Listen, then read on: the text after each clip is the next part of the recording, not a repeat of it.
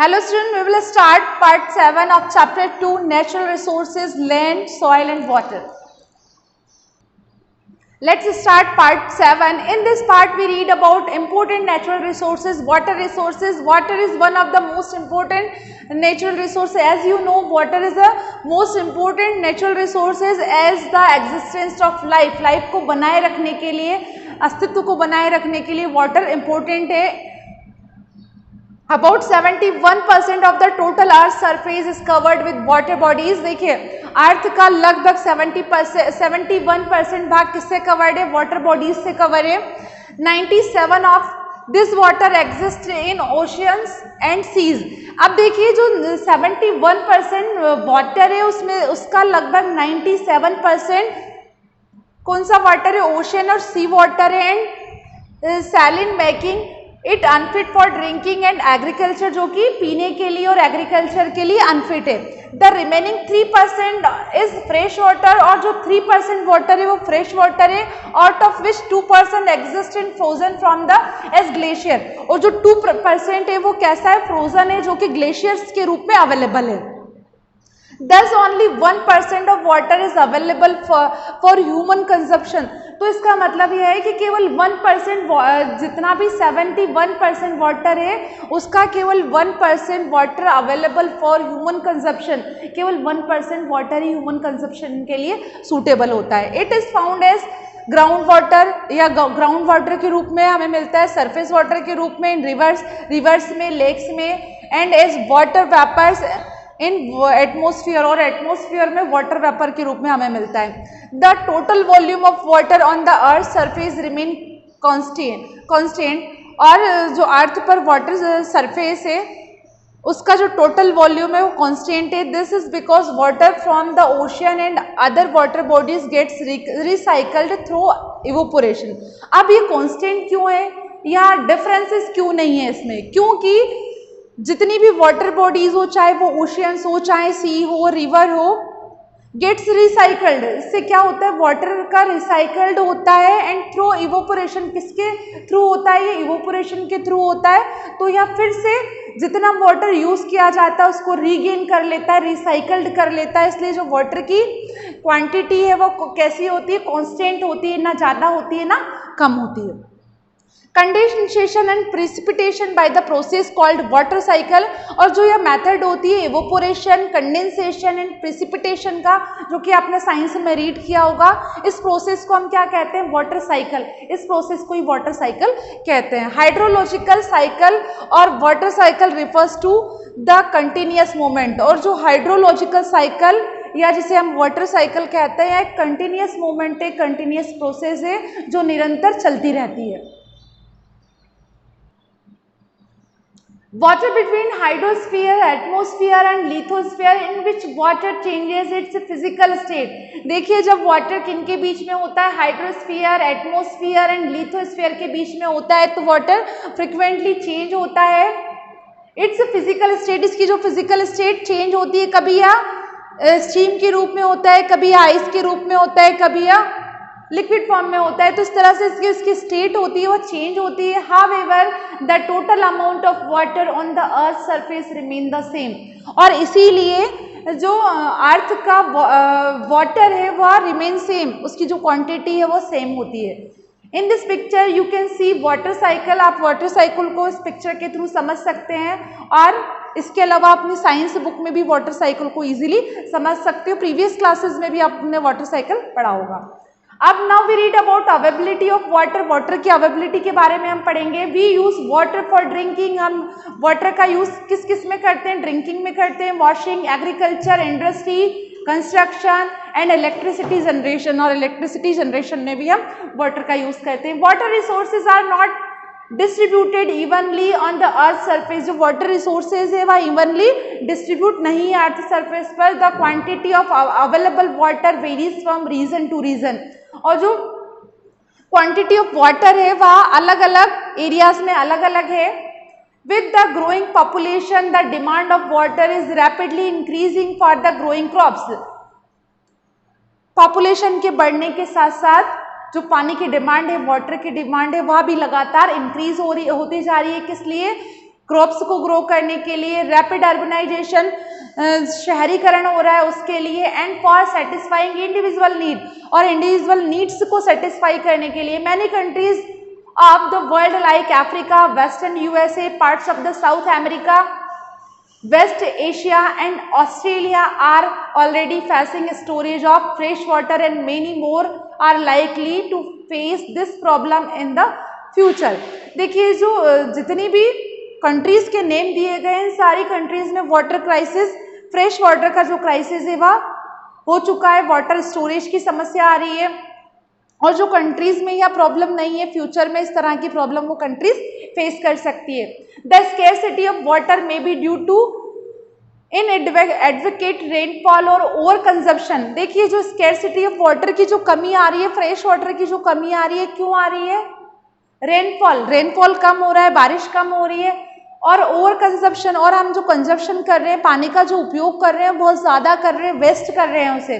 The high cost of the supplying drinking water in dry areas, और dry areas में water की supply ज़्यादा हो रही है, is also a cause of water shortage. यहाँ भी वाटर शॉर्टेज का एक कारण है इन सम एरियाज, कुछ एरियाज में। Monsoon rain and many in number but the water resources in the country are unevenly distributed. अब देखिए जो कंट्री में वाटर रिसोर्सेज है वह अनइवनली डिस्ट्रीब्यूटेड है, किसी रीजन में वाटर रिसोर्सेज ज़्यादा हैं तो किसी में कम है। In some areas there is insufficient of water because of which women and children have to travel long distance to get fresh water for their daily needs। किसी एरिया में पानी की इतनी ज़्यादा कमी, स्कैसिटी है कि वहाँ के जो बच्चे और वुमेन्स हैं वह क्या करती है, लॉन्ग डिस्टेंस, बहुत लंबी दूरी तय करती है फ्रेश वाटर को लाने में। On the other hand, some regions get flooded with the water causing difficulty to the people of किसी एरियाज में बाढ़ आती रहती है, जैसे कि हम मेघालय का ऑप्शन ले सकते हैं।